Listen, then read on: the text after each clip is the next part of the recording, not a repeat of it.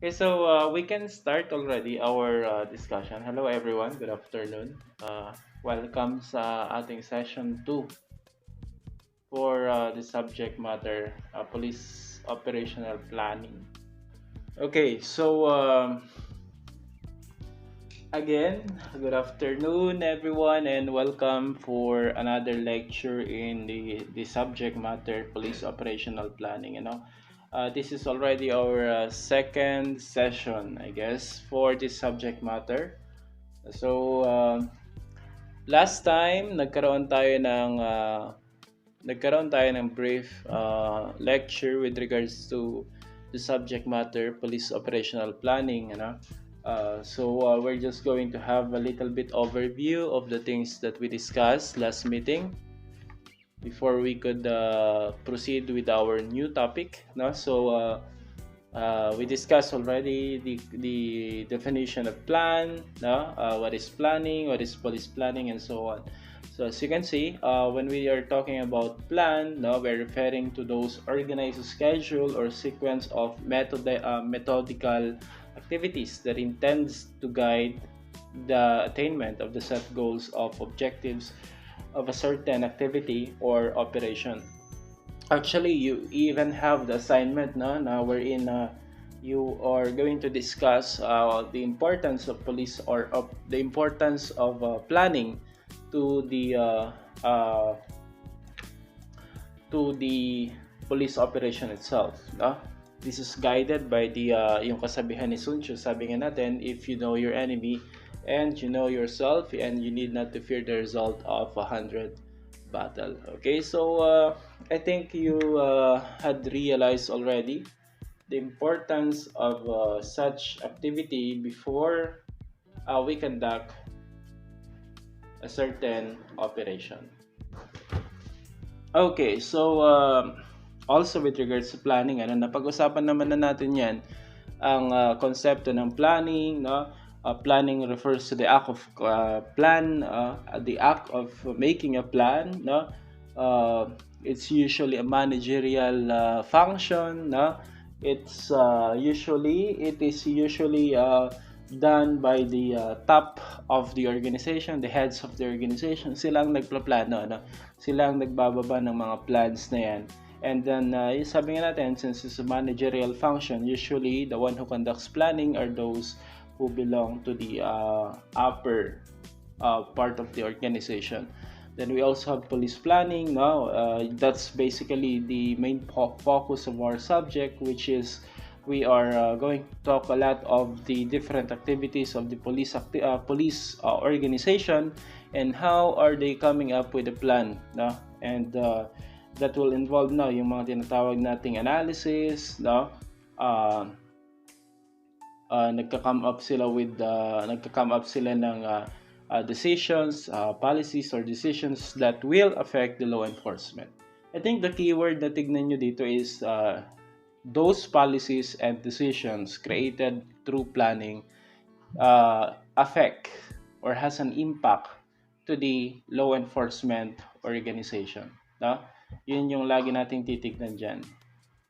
Then we also have here the phases, no? I think na-discuss na natin ang phases of the strategic planning, no?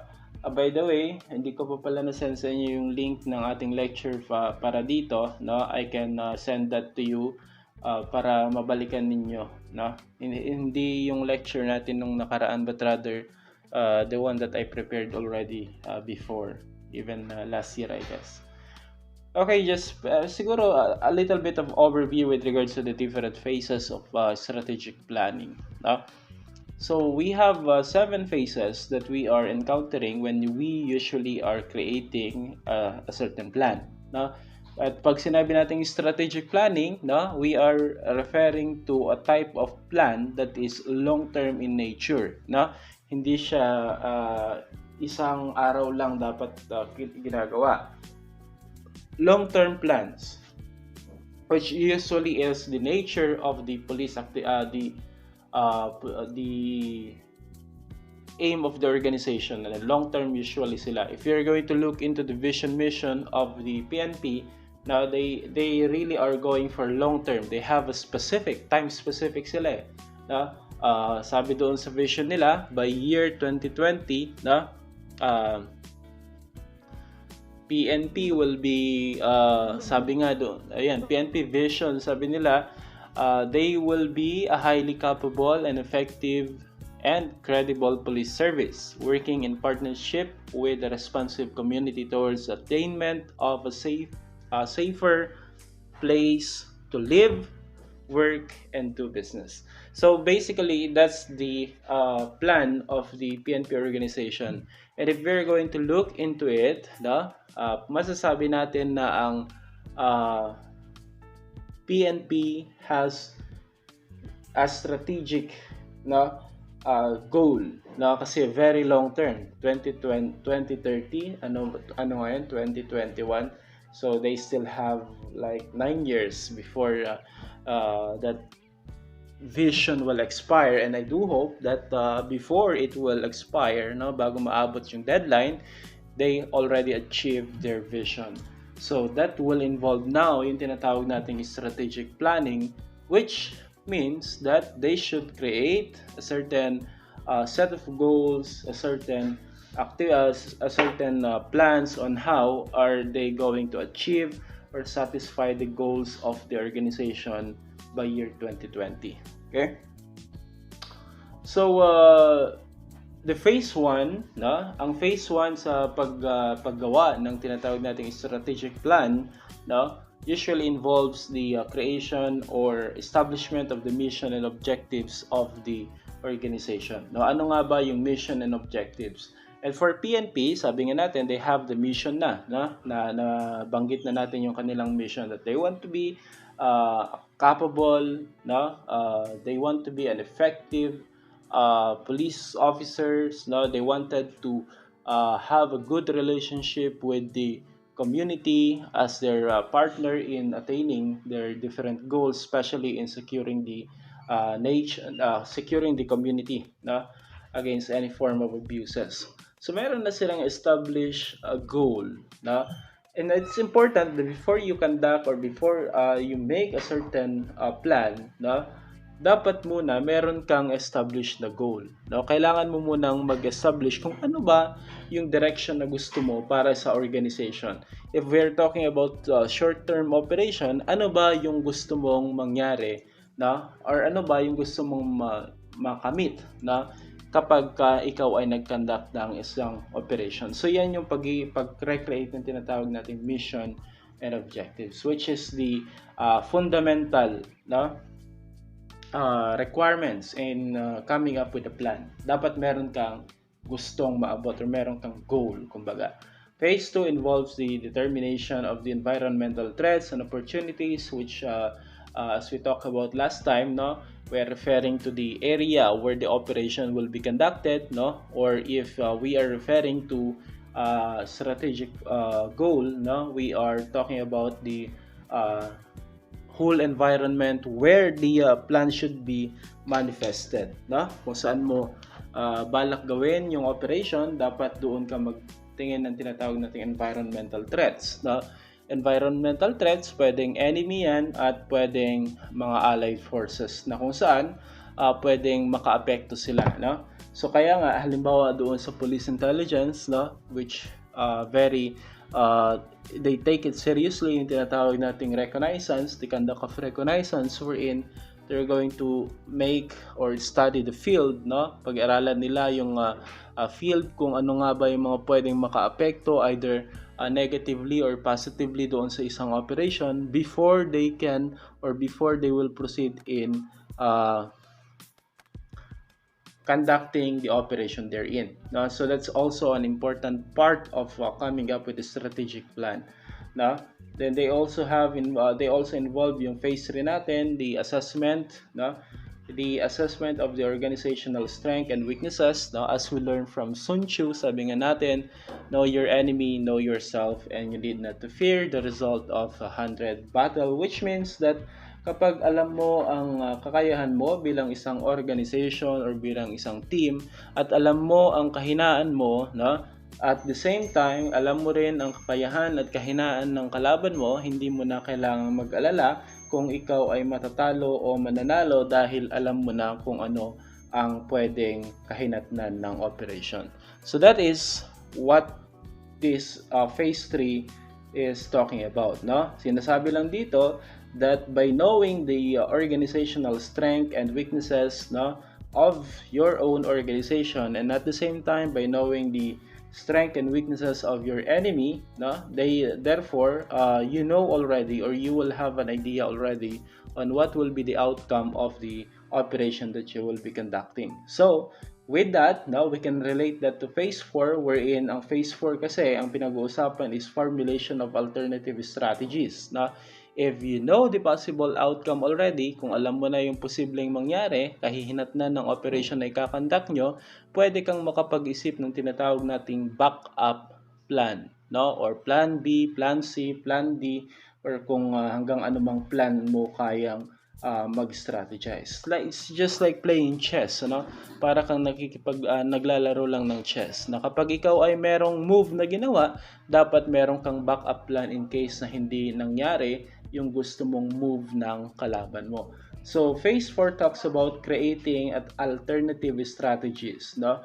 Ang alternative strategies is of course ginagamit yan pag in case na pumalya yung unang plano na ginawa nyo, no, or pumalya or nagkaroon ng tinatawag nating expected unexpected circumstances, nakuha na um, dapat sa isang operation wala tayong tinatawag na unexpected circumstances.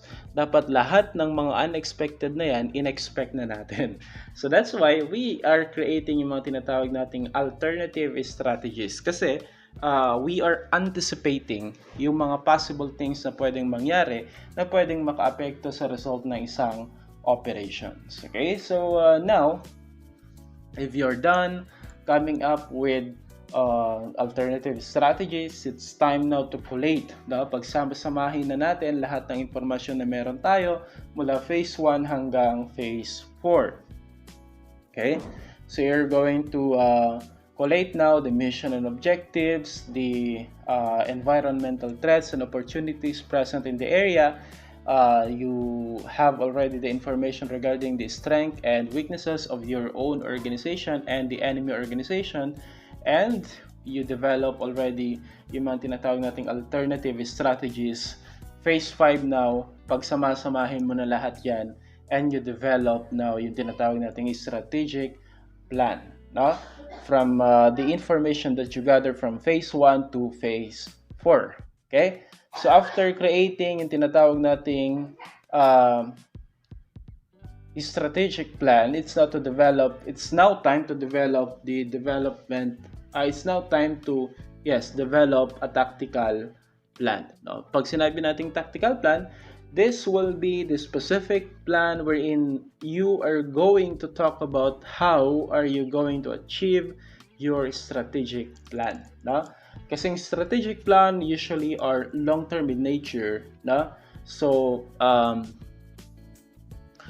they appears like kumbaga kung titignan mo may strategic plan kasi parang ano lang yan broad and general statements of the goals, no, na gusto makamit ng isang organization. Yun yung mga nakasaad usually sa mga strategic plan. The problem is how. Now the question is how these plans can manifest, no? Can be realized. Paano makakamit or paano nila makukuha yung mga matutupad yung mga plans na ito. So magkakaroon tayo ng creation of the tactical plan, which means na plaplanuhin natin kung paano natin makakamit yung mga plano natin doon sa strategic plan. So tactical plan talks about the specific operation that needs to be performed para ma-achieve natin yung mga strategic plans natin. Okay? Yes, Miss Domingo? Sir, pa-accept daw po ako yung iba, sir. Naghantay daw po sila. Okay. I'm very sorry yan. Sige. Salamat. Thank you, sir. Yan.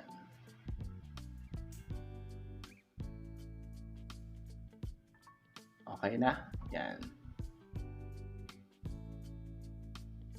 Okay, thank you very much for that. So we are already on the phase 7. Anyway, ano pa lang naman to. Kung nakinig tayo nung last meeting natin, this is just a repetition of the things that we discussed last meeting. So phase 7, evaluation. Why do we need to evaluate? Ano yung i-evaluate natin? Of course, kapag nagkaroon na tayo ng tinatawag nating tactical plan, what is left to do is to test. I-test muna natin kung effective nga ba yung ginawa natin na plano. So, nagkakaroon tayo ng tinatawag na dry run if we are conducting a specific operation, no?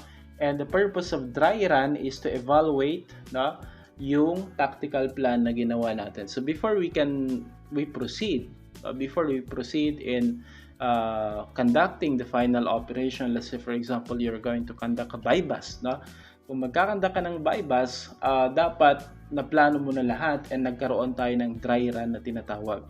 Huwag nating gawing practice yung actual operation. Dapat ang practice ginagawa yan before the operation. Yung practice na yan will be considered as the dry run of the operation. Kasi dito tayo nagkakaroon ng evaluation eh. Now, magkakaroon tayo ng idea kung ano pa yung pwedeng i-improve, ano pa yung pwedeng dagdagan o baguhin sa operation natin bago natin gawin siya in final or doon na mismo sa field. So that's the purpose of creating or undergoing through the process of evaluation. Napakahalaga na kailangan natin na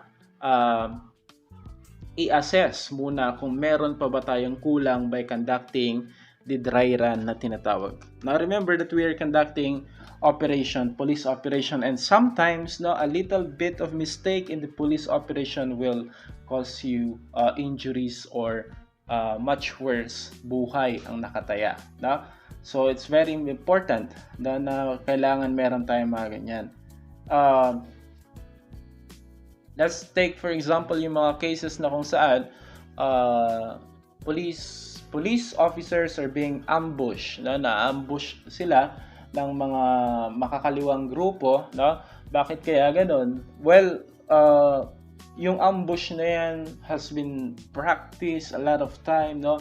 Bago mag-conduct ng ambush yung kalaban ng kapulisan, ay nagkakaroon sila ng dry run. Paulit-ulit yan hanggang ma-perfect nila yung scenario, hanggang ma-perfect nila yung mangyayari, no? So, at the end of the day, sinong talo kapag yung kalaban mo nag-prepare na, pre-practice na ng paulit-ulit yung circumstances na gagawin nila, no, laban sa mga unsuspecting, no, hindi kumbaga taken by surprise na mga puwersa ng ating gobyerno. So dehado ang ating mga kapulisan kapag mga ganong circumstances, kasi kung sino ang nakapagplano, no, sino ang nakapaghanda, siya ang may tsak na tsansa or mas mataas ang tsansa na mananalo. So dapat ganun din ang ating kapulisan. Bago sila mag-conduct ng isang operation, dapat inuulit-ulit nilang ginawa yung operation na yan para nagkaroon sila ng evaluation and na-perfect na nila yung gagawing operation before nila gawin sa field.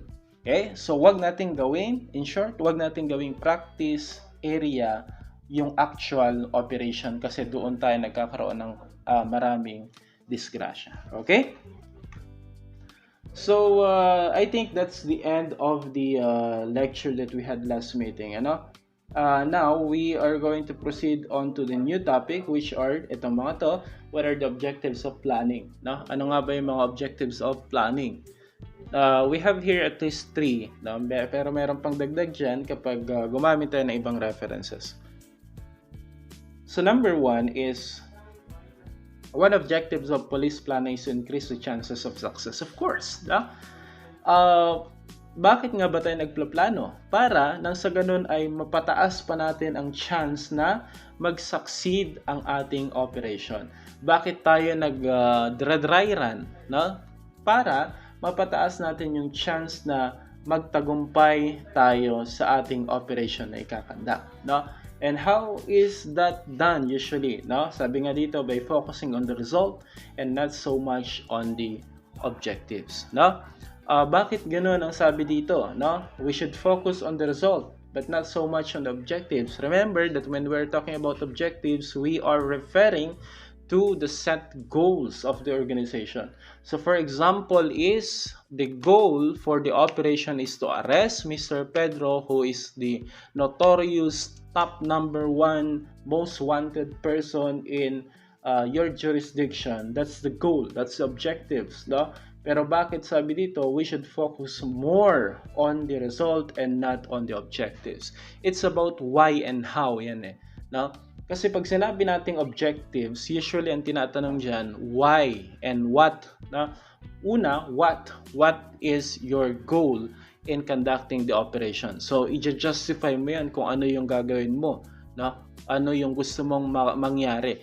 And of course, ano nga ba yung gusto mong mangyari? Pag gusto mong gusto mong mahuli si Mr. Pedro, because you wanted to arrest him because he is listed as the number one top wanted person within your jurisdiction. So just that's your justification. Pwede pang itanong dyan when we're dealing with objectives is why, no? Bakit mo siya aarestuhin? So under the police planning, those should be the less important topic already, no? Kasi kung titignan nyo, yung value ng pagtatanong niya is they seem to ask for justification. Why do you need to conduct the operation, no? At kung meron ng operation na talagang kinakasa, ay hindi na kailangan pag-usapan yung mga objectives na yan. Kasi dapat na pag-usapan na yan before silang mag-conduct ng police operation. So before, no, yan yung mga importanteng dapat pag-usapan, no? Pre-planning, dapat justified na kung bakit ninyo i-conduct yung operation. Ang dapat pag-usapan na when we are talking about police planning na is how, no? How are you going to arrest Mr. Pedro? Diba? Instead of why should you arrest Mr. Pedro and what should be your goal, no? So instead of why, you should ask how.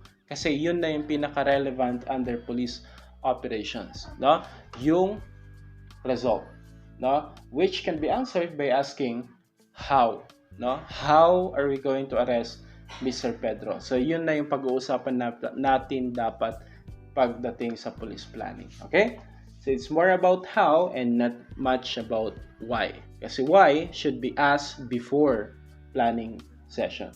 Okay, so we have here also to establish a framework for decision making, which is basically the concept or the purpose of planning. No, we are conducting planning. No, nagplano tayo para meron tayong basihan sa paggawa ng decision that is really has something to do with achieving the organizational goal. No? Decision making is a very important task in the police organization. Ano? Sabi nga ng kasabihan natin na lalo na yung mga nasa field, no? Di bali ng sumabak sa gera basta naplano ang lahat, no? Kasi meron minsan yung bigla ka na lang isasabak sa gera na kung saan is wala namang kaplano-plano, na wala naman talagang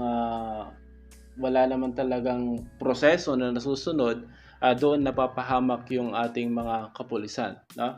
Just like what happened in Mama Sapano, no? And other operations na kung saan nagkaroon tayo ng many casualties because of lack of planning, lack of coordination, no? Coming from the heads of the organization. So yun yung masama, no? Yun yung mahirap. Dapat meron ng plan, no? Or bago mag-conduct or bago sila magbaba ng isang desisyon, no? Ay dapat na plano munang mabuti ang lahat ng pwedeng mangyari at pwedeng maging problema doon sa organization. Kasi the problem is usually yung mga gumagawa ng decision ay hindi naman sila yung pumupunta sa field para mag-conduct ng operation. So kapag hindi naging maganda ang decision making, no, apektado ang mga nasa field operation. Okay? So that is one of the importance of police planning. And second, we have also here a third, to orient the member of the law enforcement to be proactive and not reactive. That is true. What is the idea behind planning? That is to be proactive. Pag sinabi natin proactive, dapat before mangyari yung isang scenario, if that is, like for example, the existence of crime, if that is, for example, the existence of the problem, the specific problem that you need to solve, before mangyari yan, dapat meron ka ng idea or meron ka ng plano kung ano yung gagawin mo. Hindi yung gagawa ka lang ng plano, gagawa ka lang ng remedy kapag ka nandyan na yung problema. So, ang pagiging proactive is thinking ahead of time. No? Doing things ahead of time before the actual problem exists. No? Bago lumabas or bago mo ma-encounter yung isang problema, dapat meron ka ng planong nagawa para nang sa ganon, you are ready. No? You are ready to face the danger, you're ready to deal with the problem, no? Even before it existed. So that's being proactive. Hindi naman masama ang pagiging reactive, no? Pero dapat majority of the activities of the PNP, especially the PNP organization, is more on yung tinatawag nating proactive. No? Huwag nang hintayin magkaroon ng krimen bago gumalaw. Dapat meron na tayong tinatawag nating mga proactive activities that will prevent the existence of the problem, no? Kaya nga meron tayong mga concept ng patrol, no? Police visibility, mga yan. That's proactive, no? Para nang sa ganun, bago pa lumabas or bago pa magkaroon ng krimen is napipigilan na, kumbaga, ng kapulisan natin ang pagkakaroon ng krimen by their presence to the community. That's proactivity, no? Reactive is when they're going to yung mga nag-aaresto, yung mga nanghuhuli, no? Manghuhuli na yung mga kapulisan ng mga crime violator and so on. Kasi meron ng crime na nakomit. Okay? So, that's the idea behind planning. It makes or it will orient the PNP member, no, to be more proactive than reactive. Okay? So, those are some of the goals of those are some of the objectives of police planning. No?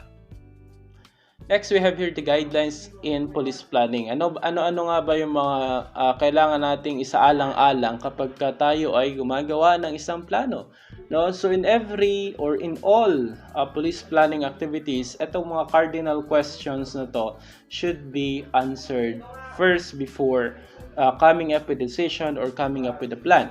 Okay? So first is we have here what, no? Ano yung what? By the way, the cardinal questions, yung 5 W's and 1 H na tinatawag natin refers to yung what, why, when, where, who, and how, no? Na kailangan nating sagutan bago tayo mag-come up ng decision, bago tayo bumuo ng decision, or bago tayo bumuo ng isang plano. So what, no? Pag sinabi natin what, ang dapat nating sagutan pagdating dyan is what are the mission? What is the mission? No? What are the mission's objectives? Ano yung mga gusto nating makamit, no? Doon sa operation na yan. Ano yung gusto nating mangyari diyan sa operation na yan? So we're talking about the mission and objectives, no? Kailangan nating i-justify kung ano yung dapat nating gawin at ano ang dapat nating makamit sa operation na yan. Okay? Then after answering such question, no, punta na tayo dito sa tinatawag nating missions rational, no, or rationale. So we are talking about why. Why do we need to conduct the operation? Kaya na pinag-uusapan natin kanina. What is the operation about? No? So let's say for example, we wanted to arrest Mr. Pedro. That's the mission all about, no? Gusto nating arestuhin si Mr. Pedro. Now, question number 2, bakit? Bakit mo arestuhin si Mr. Pedro? So we need to rationalize kung bakit natin kailangan i-conduct yung operation and why there is a need to conduct the operation itself. Na? So, alimbawa is the reason is that most wanted siya na kailangan natin siyang arestuhin. He is committing drug-related offenses, he is committing killing, no? He is committing a lot of crime. That's why he is listed as number one. So there is a need for us to arrest Mr. Pedro. And that is rationalizing the mission's objective, ano? Gina-justify natin why there is a need for us to arrest, no? Spend time, no? Resources to arrest that guy, no? Na gusto nating arrestuhin. So that's why we established that, no? Then next question is when, no? When we are talking about when, we are referring to the critical time, no? When kailan natin i-conduct yung operation? Is it ASAP immediately, or do we still need time to prepare, no? So in every operation meron tayong tinatawag na critical time. So kung yan ay isang follow-up operation, then definitely that should be conducted as soon as possible, no? Without, of course, jeopardizing yung tinatawag nating preparation. So kahit na biglaan ang operation, dapat meron pa ring at least a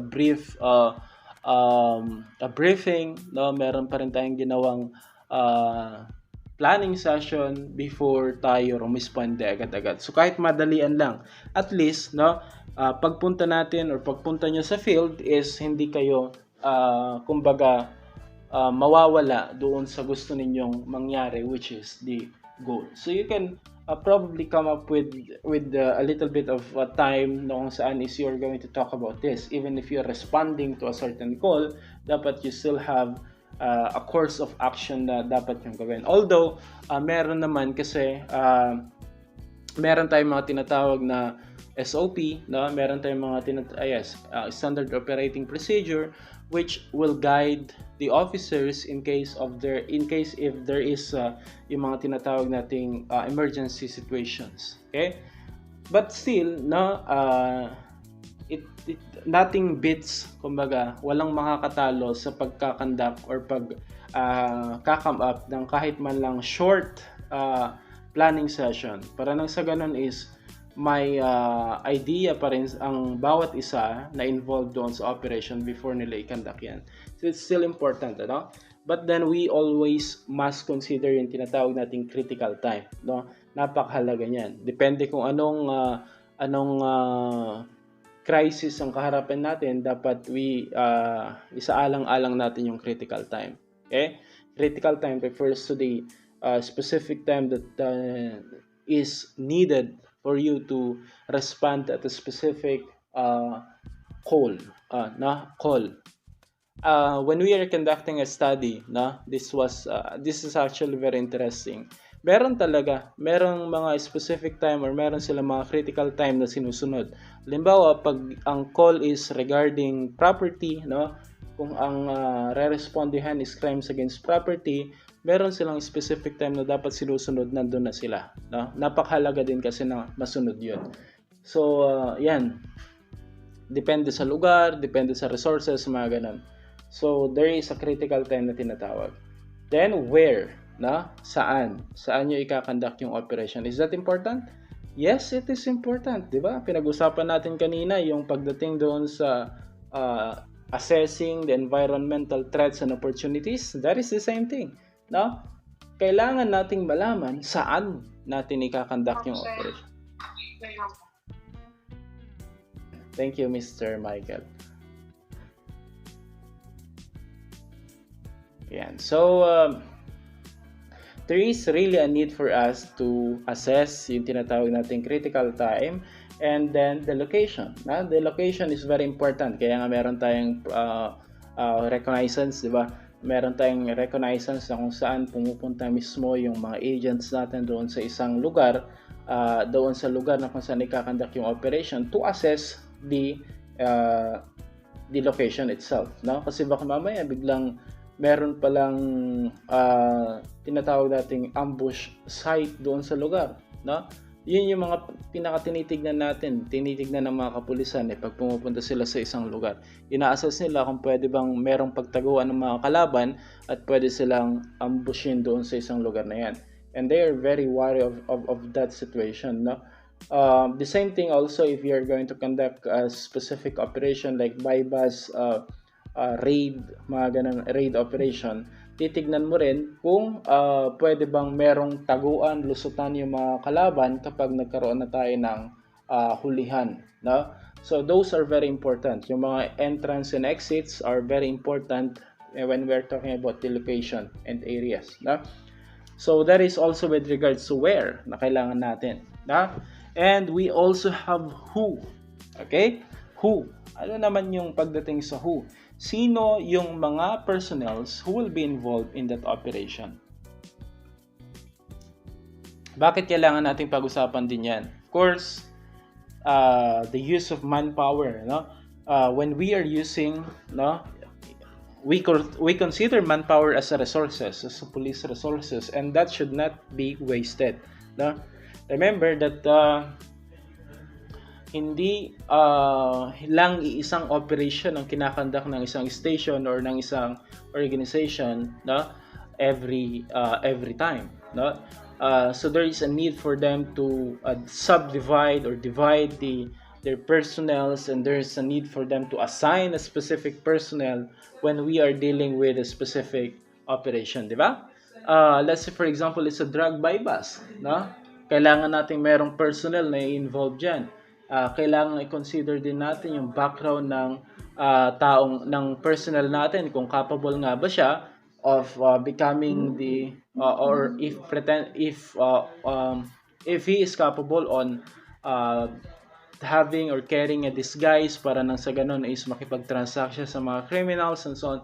So lahat yun kino-consider natin, no? At the same time, the informations that are being leaked, no, dapat pinapahalagahan din yan kasi remember that operations are prone to sabotage, no? They are prone to compromises kasi minsan may mga miyembro ng kapulisan na sila mismo ay protector din ng mga criminal organizations. So to avoid those things, kailangan din nating pag-aralan kung sino-sino ang i-involve natin. Therefore, we are talking about the personnel who will be involved in the operation. Think that would be taken seriously also. Now, should be taken seriously too. Okay? So the personnel who will be involved must be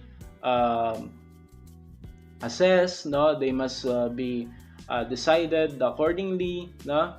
And I think the goals and objectives of the mission should not be compromised by assigning a wrong personnel, no, to the field. Okay? So tinitingnan natin din 'yan. And lastly, no, yung how. And that's one of the most important question that we should answer. No, how? We're referring onto the method, onto the tactical plan na dapat natin gawin para nang sa ganun ay ma-satisfy or magawa natin yung plano natin. So, dapat nating pag-aralan din yung strategy. Kasi pag how, we're talking about the strategy on how are we going to conduct the operation. No? So, lahat ng plano na patungkol doon sa methods, no, doon sa strategies will be answered under how. So, if you answered all of these questions, then I think you are already ready to come up with the operation. No? Kung nasagot mo na lahat yung what, why, when, where, who, and how, it means that you are already ready para mag-conduct ka ng isang police operation. But never ever try to conduct an operation that was prematurely planned. No? Ang ibig sabihin, huwag kang mag-conduct ng isang operation nang hindi mo pa nasasagot ang lahat ng mga tanong natin dito. No? Yung cardinal questions natin, which is the 5 W's and 1 H. Okay? Yan. So, we also have here the source of policy plans. No? Saan ba nanggagaling yung mga policies natin? Dalawa lang yan. We have either external or internal, no? So ano yung pwedeng example natin dito? External policies, these are policies that are laid down by the legislative branch of the government. So ibig sabihin, ang nagbibigay nito ay yung mga law-making body ng ating government. So if they're created a law, no, if they're creating a law, at ito ay merong kinalaman sa kapulisan, yan yung mga tinatawag nating external policy. No? While internal policy talks about those policies formulated by the law enforcement, no, organization in response to the mandates laid down by the external policymakers. So, a good example for this is the IATF protocols, no?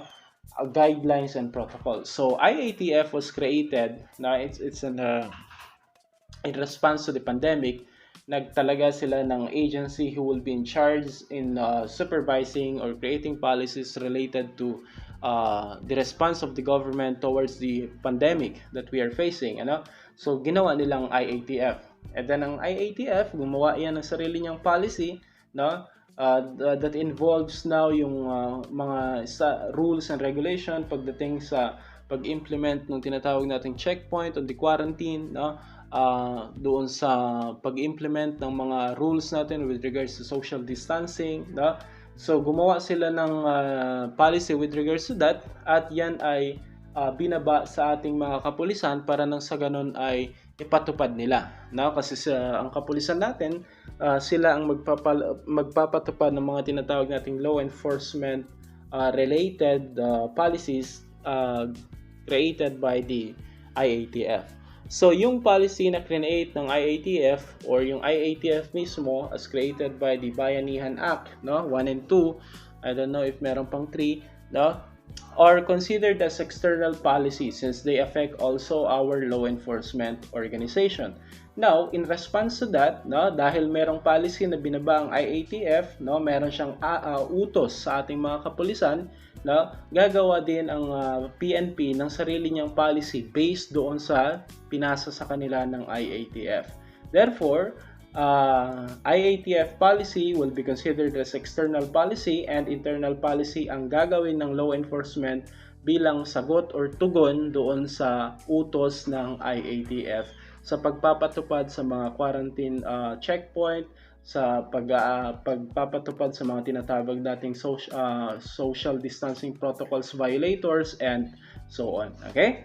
So, I do hope nakuha natin yung mga yan. Na hindi lang yan yung pwede nating gamitin example. Actually, marami pang iba na pwede natin gamitin. Like for example, yung mga policies natin with regards to traffic rules and regulations, no?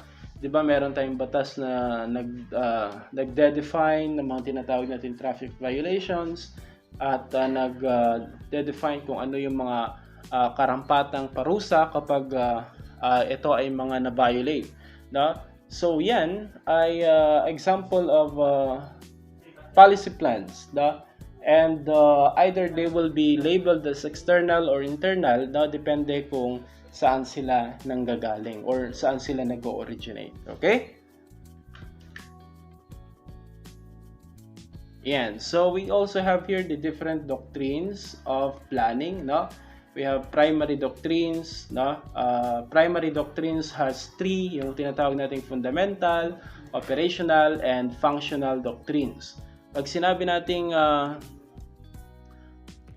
fundamental doctrines, this refers to the formulated, or this refers to plans formulated in order to guide the organization to attain its vision, mission, and objectives. So usually ang mga fundamental doctrine or ang planning under fundamental doctrines are strategic in nature. Mga long-term plan yan kung paano nila makomit yung kanilang vision, mission, and objectives. By the way, we made mention of the vision, mission, vision of the PNP already. So, how are they going to achieve it? That will be stated under the police planning fundamental doctrine. Then operational, no? Operational naman siya kapag the plans are directing the organization on how they are going to attain their fundamental responsibilities, no? Ano ba yung fundamental responsibility ng PNP? That's to serve and protect, ano? How are they going to do that? So meron tayong mga tinatawag nating operational doctrine. Now we are referring to the doctrine of police planning, wherein the concept or the focus of planning should be on how are they going to achieve or how are they going to attain the fundamental responsibility of the PNP organization. And pag sinabi naman nating functional, it provides guidance for specialized activities such as personnel, intelligence operations, logistics, and others. Okay? Kuha natin yung pagkakaiba. If it's much broader, no, fundamental doctrine. Kapag specific, no, or kapag isang uh, need-based plan ang kailangan, then that would be operational. Kapag specific, that would be functional. Okay? Then we also have yung tinatawag nating secondary doctrines of police planning, no? Complementary, which refers usually to the collaboration between organization in order to achieve a certain goal, no? Kailangan di ba, in operations, we are not just focused on the PNP itself, no?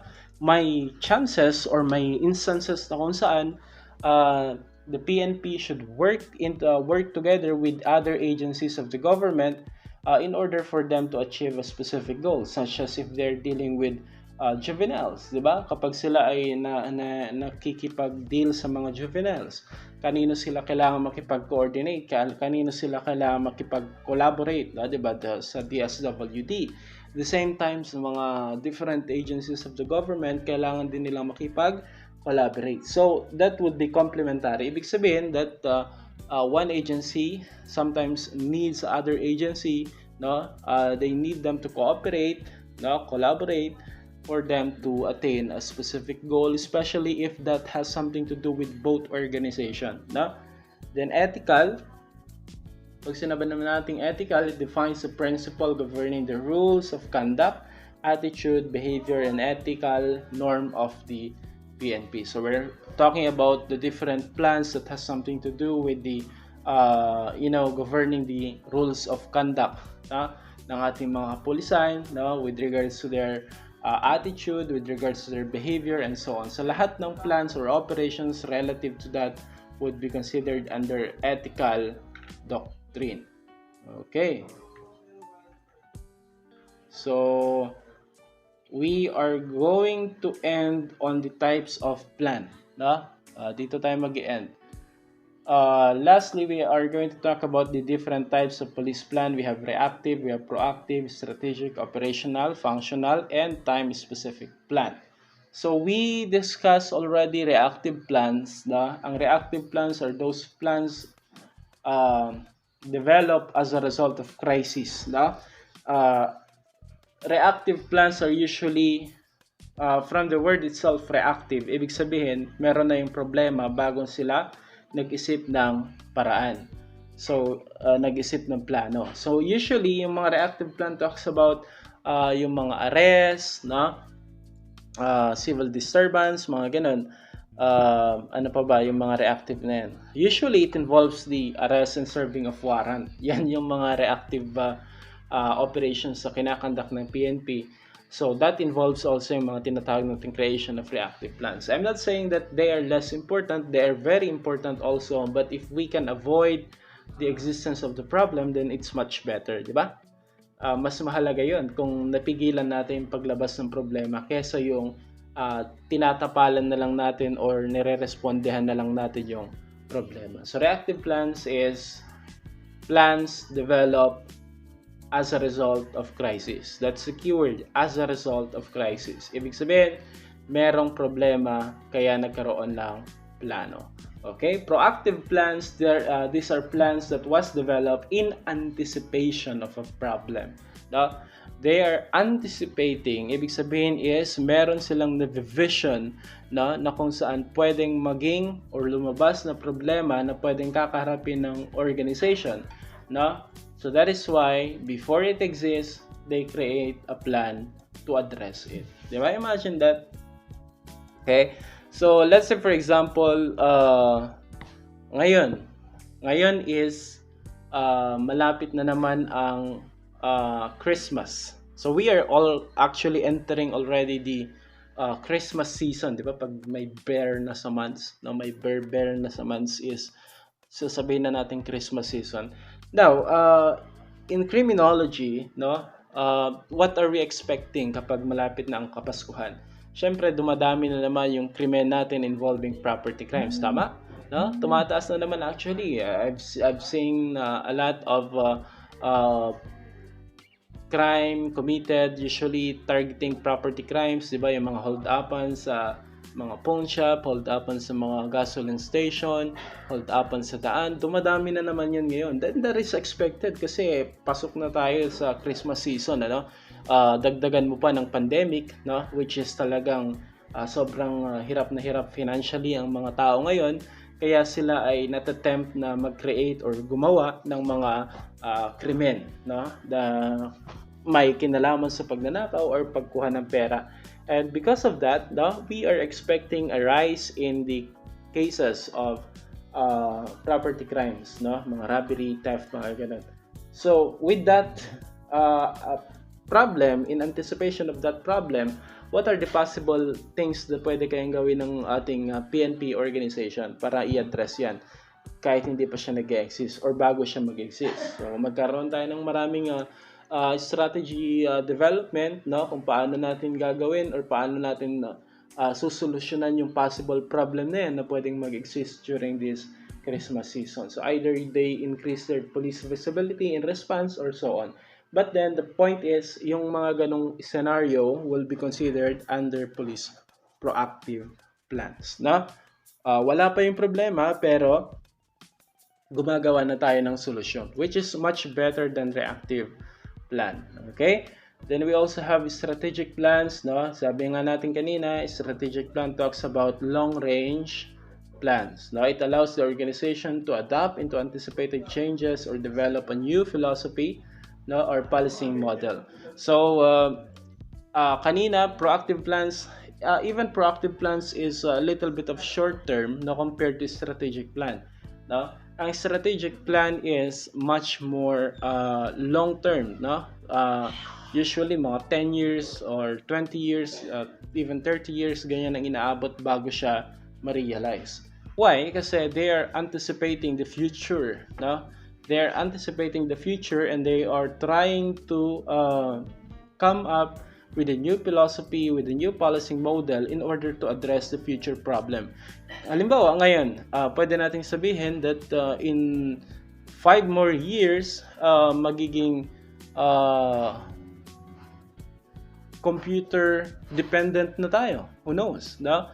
There is a tendency or there are tendencies na magiging computer dependent na tayo in 5 years from now. So with that, ano kaya yung mga possible problem na mag-exist, no? Pwedeng tumaas, no?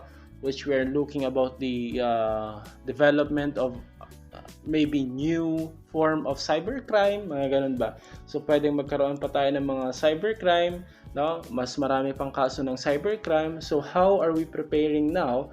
So in response to that, how are we preparing now the law enforcement organization, no? So yan yung mga tinitignan under strategic plan. Long term yan, no? In anticipation of the future. Okay?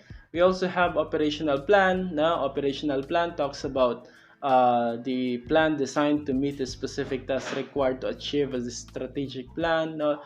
So when we are talking about cybercrime, no, as part of the future problem which is actually happening now, no, sabi nga natin there is already an increase in the cases of cybercrime, but we expect it to develop more, no, in the near future. Mas ina-expect pa natin na tataas pa lalo ang cases ng mga cybercrime natin, kundi kaya baka madagdagan pa yan lalo, no?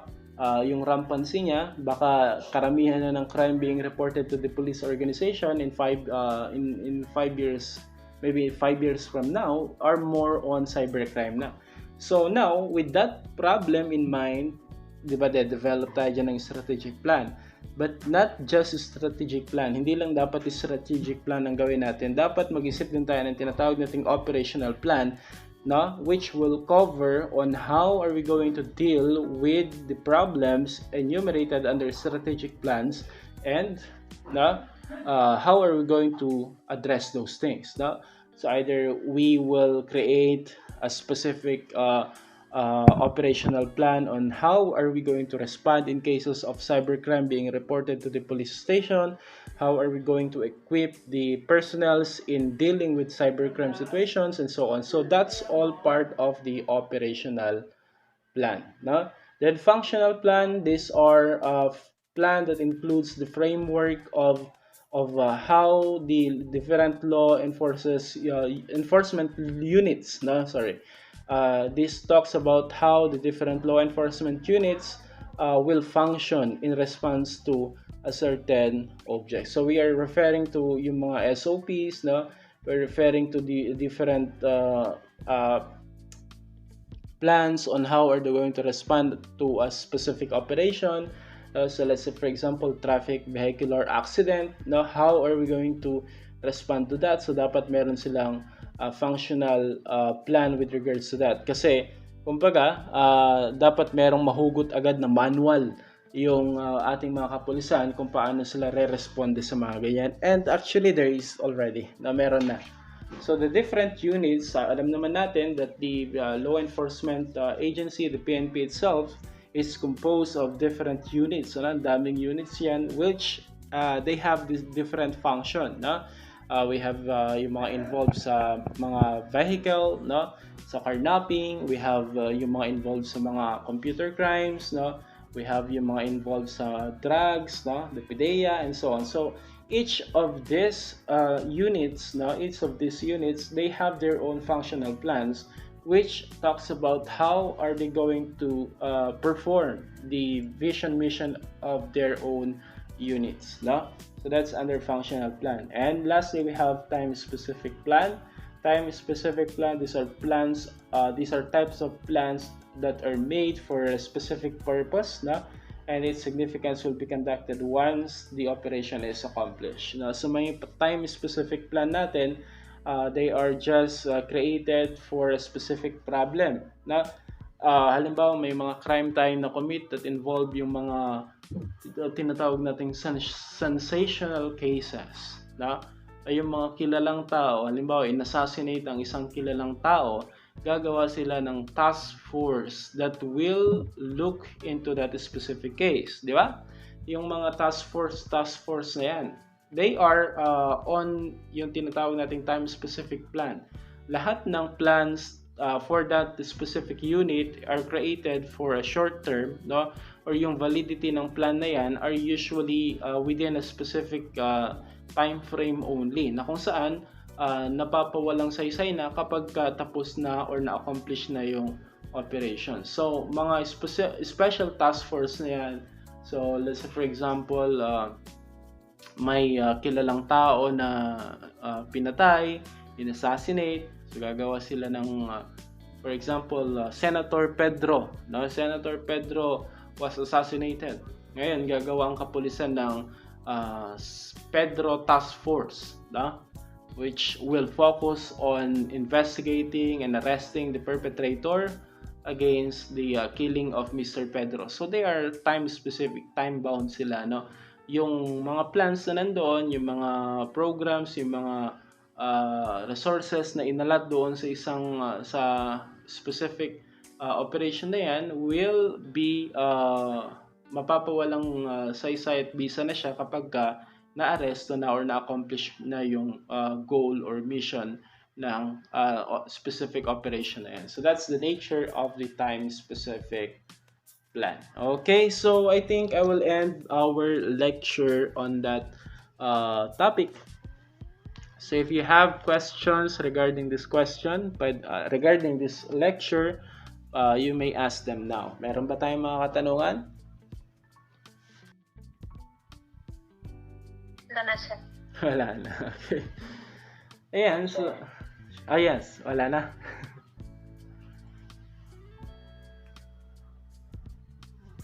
Okay, so if wala nang tanong, then thank you all for attending our session. I do hope meron kayong natutunan kahit konti. Magtanong lang kayo, no? So let's say for example, may gusto kayong itanong, tanong nyo na lang sa GC. Kung hindi nyo matanong dito, baka sakaling masagot natin yung mga katanungan ninyo. Okay? Thank you, Miss Madela. Thank you. At salamat din sa lahat. Ah, thank you. So yun guys, kung wala nang tanong, I think that ends our lecture. See you sa next nating session. I will be uploading the recordings of this lecture for your reference only. Ano? So that's it for today guys. See you on the next lecture. Thank you, sir. Bye bye. Bye Happy bye. Teacher's Day, sir. Thank you. Thank you, sir. Salamat, salamat. Thank you, sir. Thank you, sir. Salamat. Happy Teacher's Day, sir. Thank you. Happy teachers. Thank you, thank you. Salamat. Happy Teacher's Day, sir. Oo, salamat, salamat.